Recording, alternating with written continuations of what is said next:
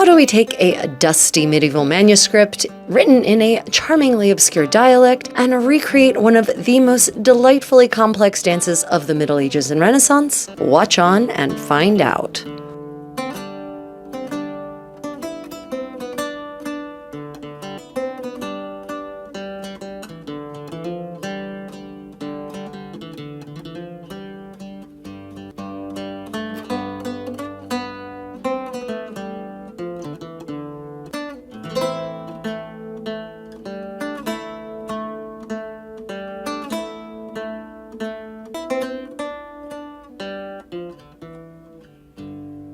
Every year, I spend 2 weeks frolicking medievally in Western Pennsylvania at a medievalist fair called Pensic. And a major part of my frolicking involves sharing the agony and the ecstasy of medieval and Renaissance dance with whomever cares to join me on my journey. But ever wonder, though, how we can possibly know how dance in a pre-video world looked and sounded? Then come along on my creative process and find out.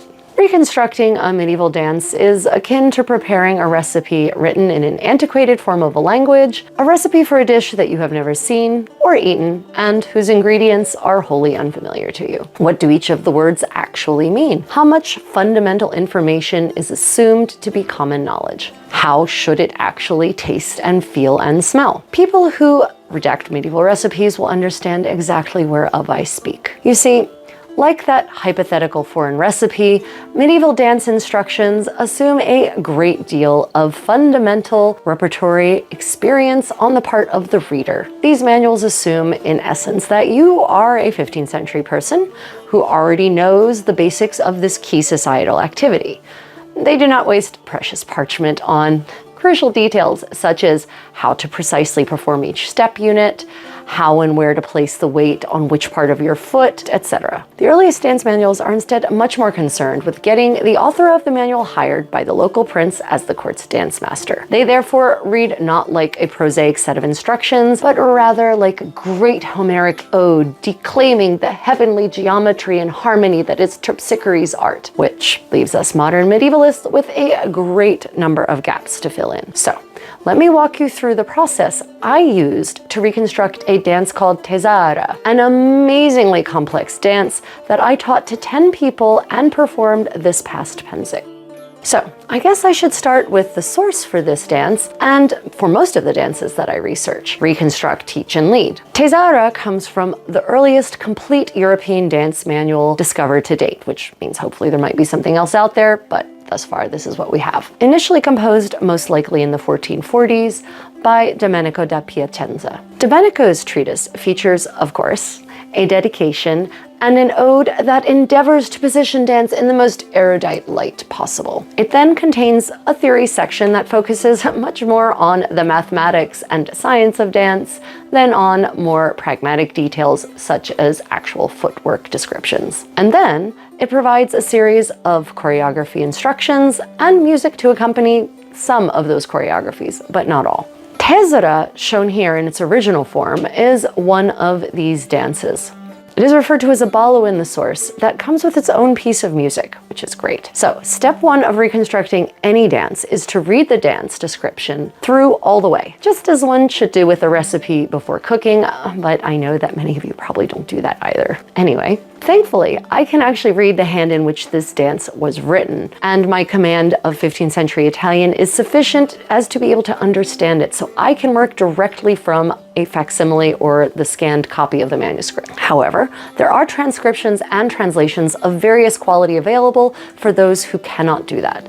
This is possibly the most accessible of them, although Smith does make description and translation errors, so caveat lector. Thus, akin to a medieval recipe that mentions measurements and techniques that themselves might need reconstruction just in order to understand what's happening, these dance instructions have footwork and directions that equally first need to be reconstructed. That is a separate and actually far more complex topic in and of itself, much better suited to a workshop than a neat little video. Hence, for the purposes of this video, we shall be working with my ready-made interpretations of step units such as double, piva, ripresa, etc. If you have questions though, I always answer questions questions in the comments. Music is, of course, key to this process. So at the same time as looking at the description, I consider the music as well. In my case, I'm fortunate as to be able to work with several very skilled and knowledgeable early musicians who can read and interpret the original 15th century musical notation, which is also a topic for an entire other series. I mean,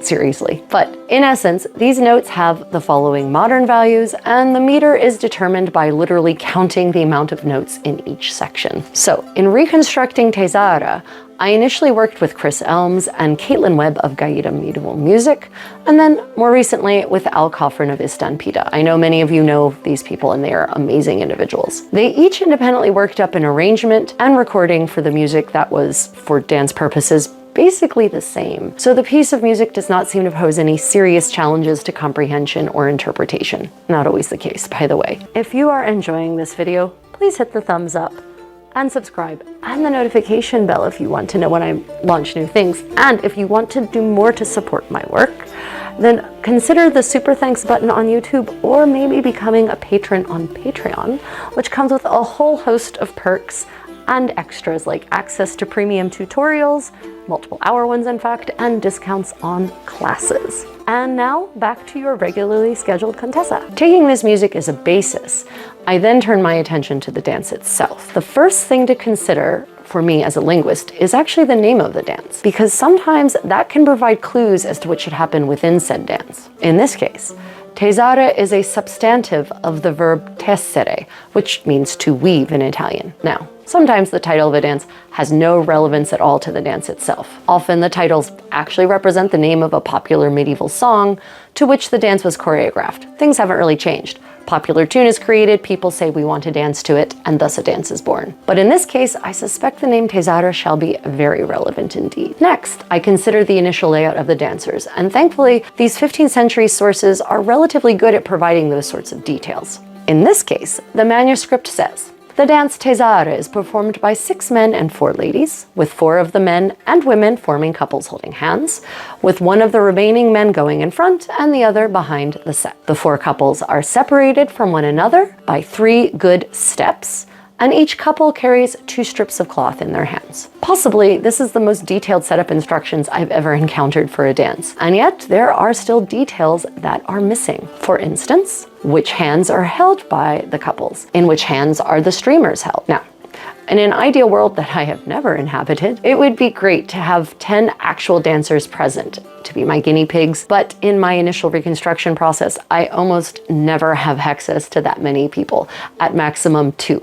I must therefore imagine how this layout will look. Thankfully, I have a pretty vivid imagination and I can draw stick figures reasonably well. The interesting detail here is the specification of the distances between the couples. 3 good steps. As it turns out, that is actually about the length of the average gown train of this era, and certainly the average length of my 15th century Italian overgowns. Another interesting detail is the mention of fabric streamers held by each of the dancers in the center of the set. But it fails to specify in which hands these fabric strips are held. Thus, given all of this information, I set up the dancers to look like this. And lacking other information from the instructions, I decide to place the streamers in their respective outside hands, in particular because the 4 couples are supposed to be holding hands as per the instructions. And I have decided to assume the most commonly depicted handhold for the dancers. Although, as a note, we assume inside hands because of iconography of people dancing side by side from this era, which depicts them holding the hands that are between them, rather than some awkward crossbody hold. But in fact, the manuscript does not specify which hands are to be held. So here, I'm once more filling in a gap by using A, iconographic evidence from the era, and B, common sense. Because what comes next would get really messy and possibly even bloody with any other kind of handhold. The instructions then say for, quote, the entire company to perform 8 saltarelli in a column as prescribed, and then stop. But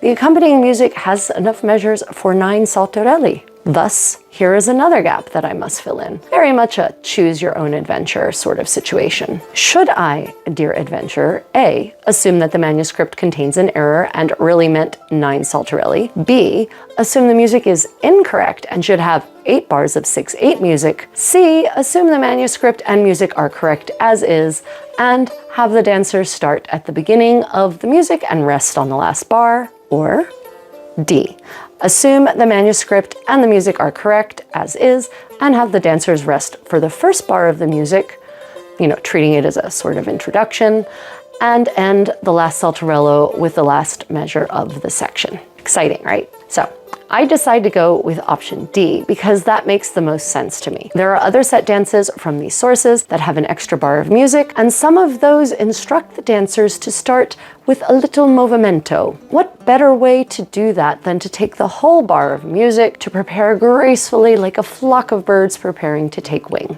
I therefore instruct the dancers to take that first bar of music and perform a preparatory movimento, a raising up of the body with a little hop on the end of the bar to launch them into the 8 saltarelli. Now, something that is also not addressed in this particular section of the instructions is what exactly the dancers should be doing with their streamers. Another fork in the road of adventure. I decide that the streamers should be held out at about shoulder level in order to allow them to float beautifully as the dancers move along during the opening processional bit, with the ends of the streamers sort of just reaching the ground, but not actually touching it. I don't want dirty streamers. The streamers seem like such a simple thing, but really coordinating feet and hand actions involves a seriously complex set of instructions from brain to body, with the streamers elevating a dance that might otherwise sort of be intermediate into an absolutely advanced level game. Thus, we end up with the first section of the dance looking like this.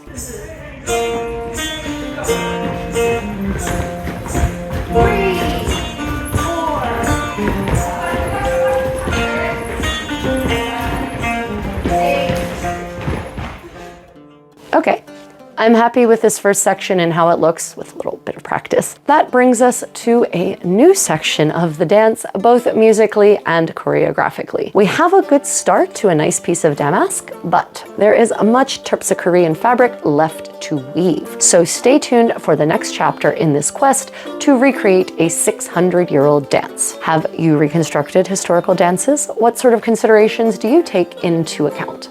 Stay creative and stay tuned for your moment of feline felicity.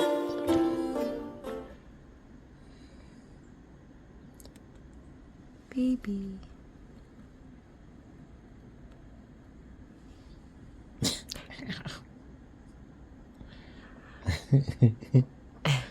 Is this the things I get? Oh,